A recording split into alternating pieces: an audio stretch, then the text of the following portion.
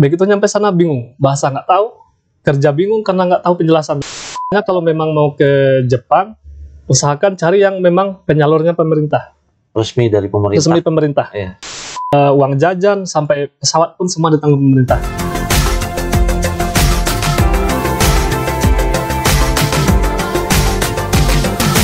Selamat datang di podcast Very Nice. Assalamualaikum warahmatullahi wabarakatuh. Ketemu lagi kita di Very Nice. Dan pada hari ini kita kedatangan tamu yang istimewa nih. Jadi kalau kita kenal di Jepang itu ada Jerome Pauline gitu kan. Nah ini Jerome Pauline-nya Kerinci. Nah langsung saja kita perkenalkan seorang anak muda ya. Seorang anak muda yang sudah berani memutuskan dan merantau ke negeri seberang ya. Kalau orang bilang ke negeri Cina, ini ke negeri Jepang, mungkin lebih jauh lagi ya dibanding negeri Cina ya. Lebih jauh lagi, dan apa yang beliau lakukan mudah-mudahan bisa menjadi inspirasi buat kita semua dan anak-anak muda di Kota Sungai Penuh maupun Kerinci nantinya. Dan langsung kita perkenalkan. Bisa langsung perkenalkan dengan teman-teman di Very Nice. Selamat pagi. Saya Loris Gian Miura. Saya tinggal di Kumun dan sekarang masih bekerja di Jepang. Per tahun ini sudah 4 tahun, hampir 4 tahun. Dan kebetulan cuti, kunjung ke sini, dan habis ini balik lagi ke sana. Ya, mungkin perkenalan singkatnya seperti itu. Iya. Jadi namanya ya udah mungkin orang tuanya dulu sudah membayangkan bahwa beliau ini bakal merantau ke Jepang. Namanya Loris Gian Miura. Jadi ada bau-bau Jepang ya. Loris Gian Miura. Asli Kumun ya? Asli Kumun. Nggak ada peranakan Jepangnya, nggak ada ya? Tapi udah nyaru kayak orang Jepang nih sekarang, mirip-mirip gitu. Nah jadi gimana nih ceritanya kok bisa sampai ya mungkin apakah memang dulu punya impian ke Jepang itu jadi impian, ke luar negeri itu jadi impian atau apa sebelumnya, atau memang berjalan seiring waktu aja ada peluang dan ya begitu gitu, gimana? Awalnya dulu Pak, pas awal-awal masuk kuliah, yang saya pikirkan gimana cara dapat duit banyak dalam waktu cepat. Itu doang yang saya pikirin. Saya pikirin terus, belum ketemu sampai saat yang di kampus dulu datang sosialisasi dari pihak BNP 2 TKI Jambi, datang ke kampus, dijelasin bahwa setiap tahunnya ada penerimaan perawat untuk ke Jepang, dan di sana lumayan gajinya lumayan gitu. Di situ saya langsung tertarik. Kalau saya bisa ke sana, saya bisa dapat gaji lumayan dalam tempo berapa bulan, orang tua udah bisa dimurahkan, di pikiran saya gitu kan. Jadi saya coba, tapi waktu itu masih belum bisa daftar Pak, karena masih semester awal. Jadi saya masih lihat searching, lihat YouTube, lihat web, gimana cara daftarnya. Soalnya tempat cari tahu pun masih minim di sana waktu itu Pak. Jadi singkat cerita, saya udah lulus kuliah. Saya urus semua berkas sendiri. Saya nggak pernah tahu kemana ngurusnya. Saya cari di internet. Kalau salah, saya coba lagi tempat lain. Sampai ngurus SKCK sendiri, baru pertama kali. Dan setelah semua bahan lulus, saya sempat ke Jambi buat verifikasi bahan. Di sana sempat bahan saya udah telat. Karena saya telat, gagal diverifikasi. Waktu itu saya udah putus asa. Udah biarinlah, capek ini, saya udah tutup semua berkas, saya udah taruh di lemari. Beberapa hari kemudian datang teman saya ngubungin, kalau di Jepang di Padang masih buka buat verifikasi katanya. Nggak pikir lama, saya malamnya langsung berangkat ke Padang, langsung ke BNP 2 TKI Padang. Alhamdulillahnya berkas yang saya kasih itu diverifikasi dan langsung ikut tes. Waktu itu saya di Jakarta, langsung ke Jakarta. Tes tahap awalnya uji kompetensi, mirip dengan uji kompetensinya perawat pada umumnya. Setelah uji kompetensi, saya lanjut alhamdulillah lulus, lanjut ke psikotes lulus, lanjut ke ini wawancara. Nah di sana yang paling susahnya, begitu masuk wawancara ratusan orang gugur. Untuk angkatan saya 3.000 orang daftar. Wah, Sisa terakhir sisanya yang berhasil cuma sisa 300. dari 3.000 Dari tersaring 3.000-an. 300. Nah, itu dari seluruh Indonesia. Seluruh Indonesia. Iya. Dan dari Jambi dan Kerinci satu-satunya ya, Loris? Kerinci 3. Ada 3 Bukan orang? 3 ya, Oh. 3 orang. 3 orang dari Kerinci. Nah setelah itu lulus verifikasi. Lulus verifikasi, ikut tes di Jakarta, dari psikotes, uji kompetensi, wawancaranya tembus, kesehatan tembus, langsung ini pelatihan di Jakarta. Nah waktu di sana masih belum bisa dikatakan bisa diberangkatkan ke Jepang. Soalnya orang masih menilai bahasa kita, Iya. kesehatan kita lagi nanti selama di Jakarta. Selama pembelajaran ya, pembelajaran persiapan keberangkatan. Iya. Awalnya saya pikir selama di pelatihan Jakarta, ya udahlah, saya juga udah diterima. Saya pikirkan, ya udahlah, asal belajar aja di sini. Saya pikir gitu. Ternyata tiap bulannya dikasih ini gaji. Karena kami sedang belajar, dikasih gaji, dikasih penginapan yang enak, dikasih makan, siapin semuanya. Kami tinggal belajar, plus dikasih belanja. Di sana saya mikir, oh ini saya punya tanggung jawab, ini bukan sembarang berangkat aja. Udah dikasih fasilitas sedemikian rupa, udah dikasih gaji ya UMR Jakarta waktu itu. Jadi saya mulai semangat buat belajar karena ngerasa tadi ada tanggung jawab di sini, bukan asal belajar doang. Iya. Jadi ini program dari pemerintah ya? Pemerintah langsung. Jadi kayak G2G, G2G government ya? to government. Jadi saat pelatihan pun kita sudah dibiayai itu ya? Iya, udah dibiayai. Sudah ada tempat nginapnya dan di istilahnya dibiayai lah untuk bulanannya dan yang lain-lain gitu. Ya memang kita dipersiapkan bukan hanya secara skillnya aja, tapi juga secara bahasanya juga. Ya. Jadi di situ kita sudah tahu fokusnya kita nanti itu ke Jepang tuh untuk apa dan ngapain tuh udah tahu. Udah dikasih gambaran. Soalnya di pelatihan bukan cuma bahasa tapi juga budayanya, hidup di sana gimana, kayak pelajaran-pelajaran seperti itu menyiapkan sebelum keberangkatan. Nah, jadi yang 300 orang itu semua alhamdulillah bisa berangkat semua atau masih ada yang juga? Gagal lagi. Ada yang gagal lagi? Enggak, di kesehatan berapa orang waktu itu. Sayang sekali, pada pelatihan udah selesai semua tahap, tapi pas keberangkatan karena kesehatan masih ada kemungkinan gagal juga ya. Wah, jadi memang ini ya harus dijalankan juga dengan serius ya proses pelatihan dan persiapannya. Berapa lama jadi itu pelatihan di Indonesia? Di Indonesia 6 bulan. 6 bulan. 6 bulan. Setelah 6 bulan baru diberangkatkan, lanjut lagi sekolah di sana 6 bulan. Nah, ketika berangkat nih, ketika berangkat, ini kan kita udah dianggap lulus nih di sini. Gitu. Nah, di sana tuh masih terkendala secara bahasa dan yang lain-lain atau udah sesuai bayangan dengan pelatihan yang ada? Kalau untuk pelatihan di Indonesia, kalau buat kehidupan sehari-hari di sana udah sangat mencukupi kalau selama pelatihan untuk kemampuan bahasanya. Tapi setelah nyampe di sana, bahasanya ditingkatkan lagi untuk bahasa yang bahasa medis gitu lah. Jadi kalau untuk 6 bulan di Jakarta, tambah 6 bulan di Jepang, begitu masuk kerja, ya alhamdulillah udah cukup kalau menurut saya. Setahun. Jadi, itu udah sangat cukup. 6 bulan di Jakarta, terus di Jepang tuh 6 bulan lagi kita pelatihan lagi. Iya, belajar. Jadi belum langsung berinteraksi dengan dengan umum belum ya? Belum. Masih bentuknya pelatihan. Jadi kurang lebih setahun ya? Setahun buat untuk persiapan. Iya. Wah, luar biasa panjang. Jadi kalau sekarang udah inilah ya, udah lancar secara bahasa. Alhamdulillah. Bahasa gaulnya pun udah inilah ya. Nah terus ini ada nggak sih ketakutan, wah ini Jepang loh gitu kan?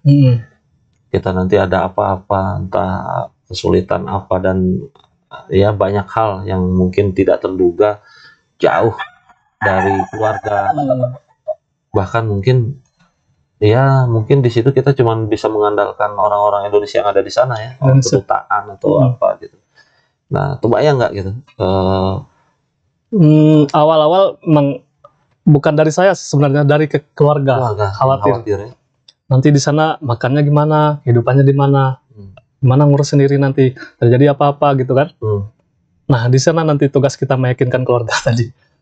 Mungkin kalau kita bayanginnya semuanya negatif, mungkin semua orang yang kerja di Jepang mungkin bakal ngalamin. Iya. Kalau kita mikir ke sana semua, kita contohin aja, udah berapa banyak orang di sana kok nggak kenapa kita harus panik, kenapa kita harus pusing gitu mikir nanti terjadi apa-apa, nggak usah pikirin ke sana dulu. Iya.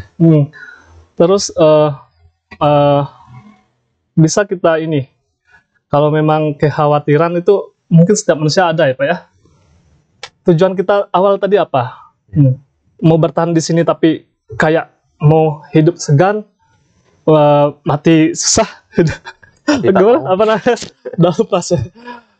Jadi ya udah, gimana pun risikonya kita siap berangkat aja ke sana, nanti apapun terjadi di sana, insya Allah aja niat dari sini, Bismillah, ya udah, gimana pun insya Allah nggak bakal terjadi apa-apa, sama kita positive thinking juga tadi Pak. Iya.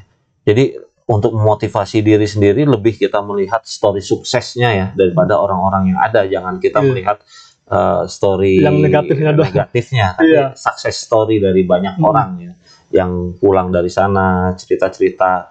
Ya sekarang ini kan banyak di channel-channel YouTube ya orang-orang Indonesia yang di Jepang sana, bagaimana mereka ya alhamdulillah menikmati menikmati. Kayak makan apa segala macam nggak susah ya malahannya. Makan sekarang kan warung halal tuh udah banyak.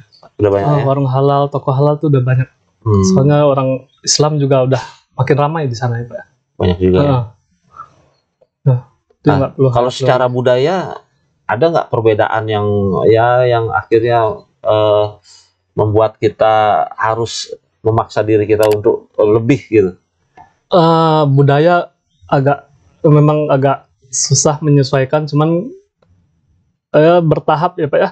Kayak ini budaya orang di sana kan nggak kayak kita, sosialisasi agak kurang kalau di sana Pak ya.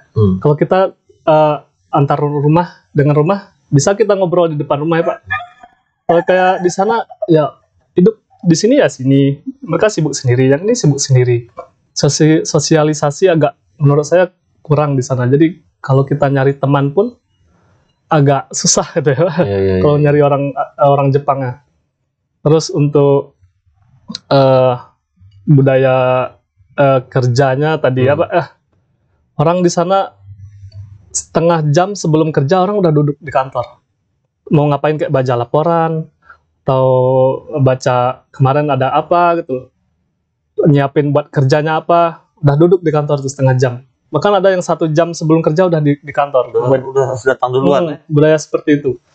Terus begitu pulang kerja pun mereka nggak langsung pulang, padahal udah jam misal pulangnya jam 12, udah masuk jam 12 mereka nggak langsung pulang, mereka cari lagi apa yang bisa dikerjakan.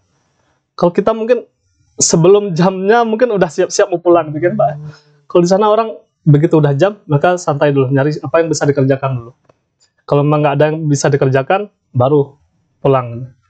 Jadi budaya kerjanya, budaya ini sosialisasinya itu yang. Terus juga mungkin kalau kayak gitu saat mereka bekerja nggak ada cerita ya. Kalau kita di Indonesia nih sambil bekerja aja masih bisa bercanda-bercanda, ngobrol-ngobrol gitu. Kalau mereka di sana mungkin kalau mereka beda sekali ya.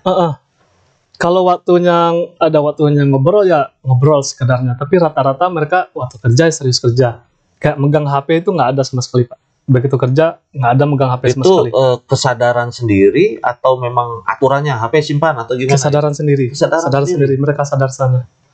Begitu kerja udah HP taruh di tas, kerja. Begitu istirahat baru buka HP lagi. Kalau waktu kerja mereka kerja, waktu santai mereka santai. Loh. Nggak dicampur sambil main HP sambil kerja.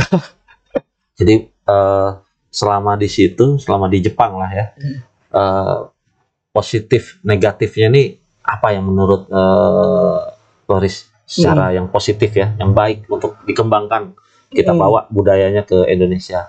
Nah, yang negatifnya apa gitu kira-kira? Ya kalau menurut saya banyak yang positifnya, seperti belajar disiplinnya tadi Pak. Disiplinnya, jujurnya, tepat waktunya tadi.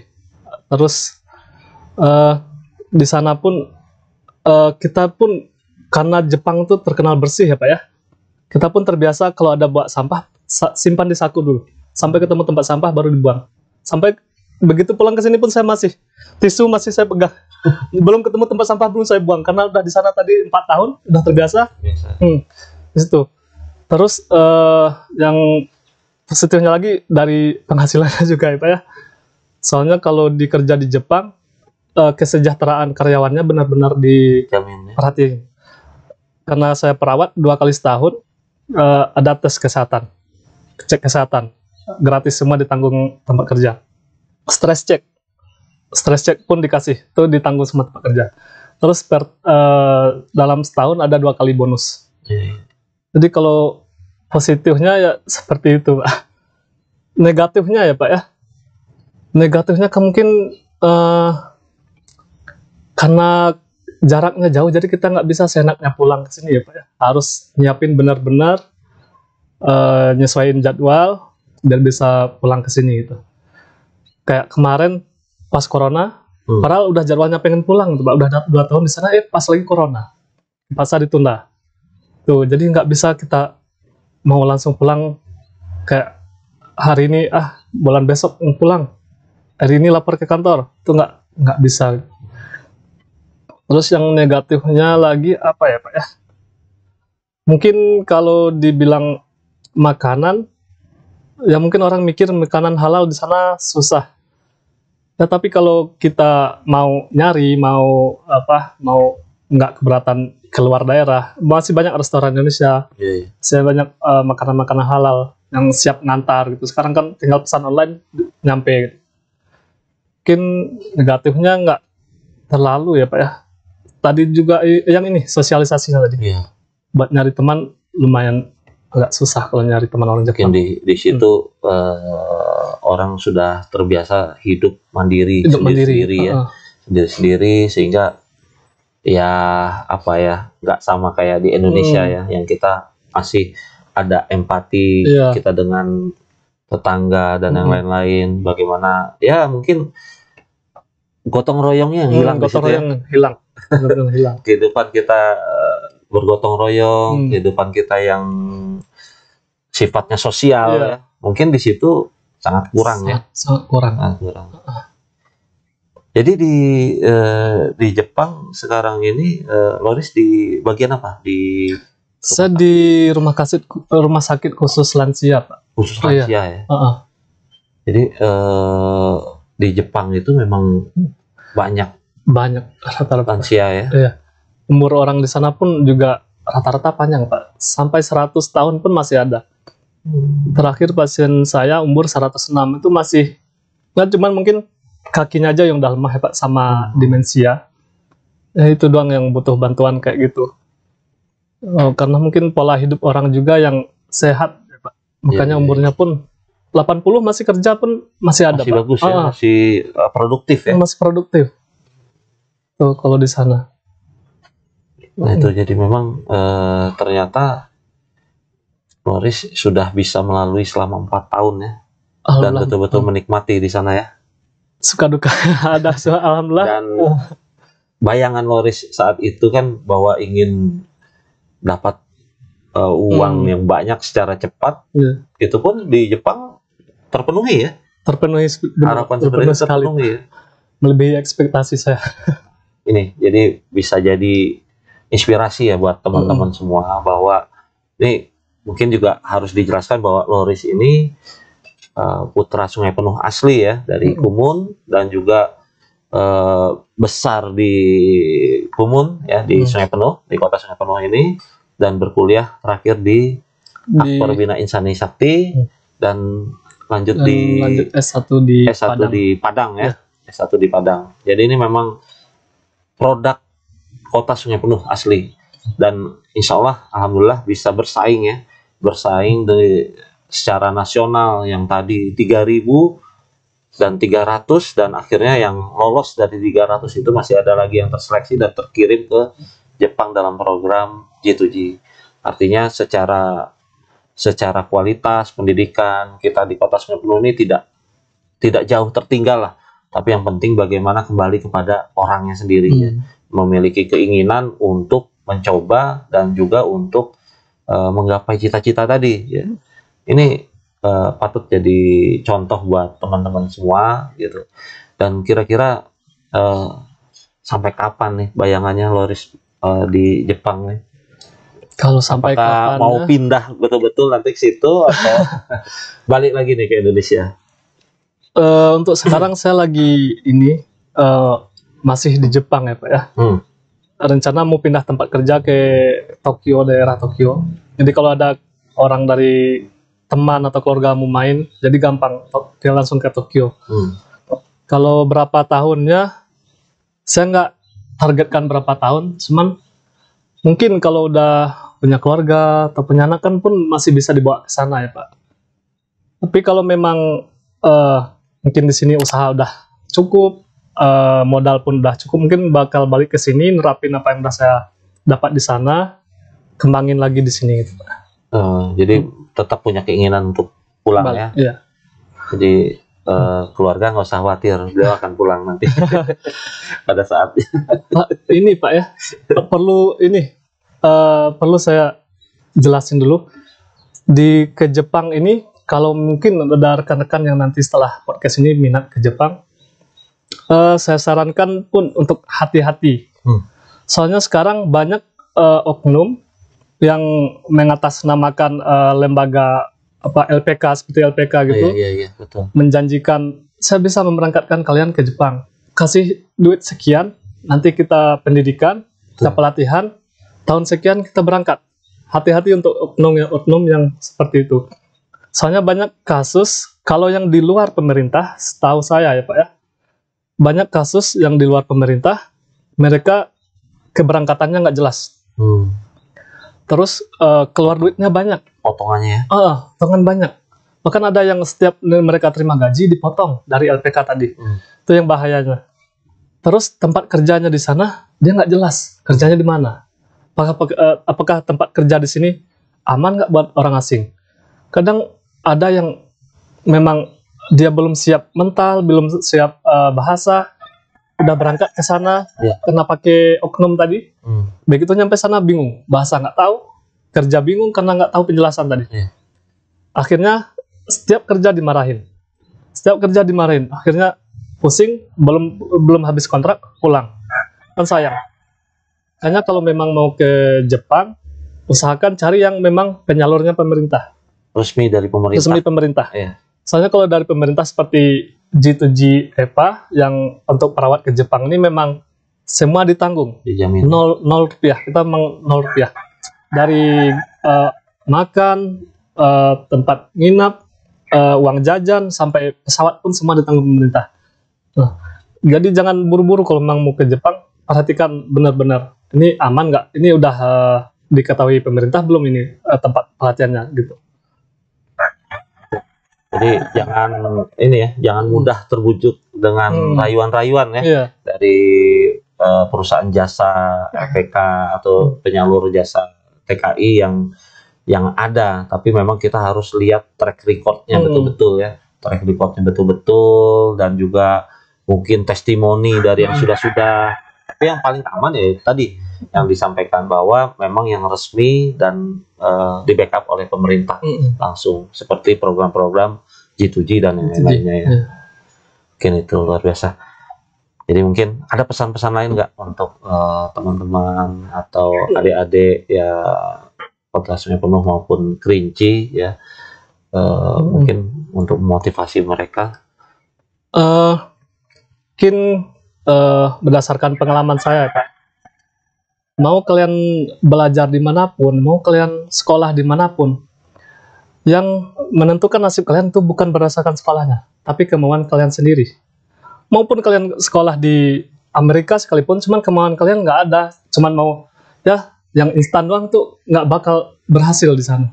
Jadi mulailah berani, mulailah mencoba. Kalau nggak tahu kan Google pun ada, tinggal cari, dapat, nggak usah bingung-bingung nyari informasi sekarang. Mulai melangkah, coba, gagal bangkit lagi, dari kegagalan kita belajar sampai akhirnya berhasil. Jadi nggak usah takut mencoba, karena di mana ada kemauan pasti ada jalan. Ya. Terus satu lagi, tadi kan Loris bilang bahwa keinginannya ingin dapat uang yang banyak secara cepat gitu kan. Nah setelah itu didapat gitu kan, bagaimana planning secara keuangan ke depan yang Loris lakukan? Apakah selama ini pendapatan yang Loris lakukan hanya untuk ya biaya hidup, udah itu bersenang-senang dan yang lain-lain, atau apa yang Loris lakukan?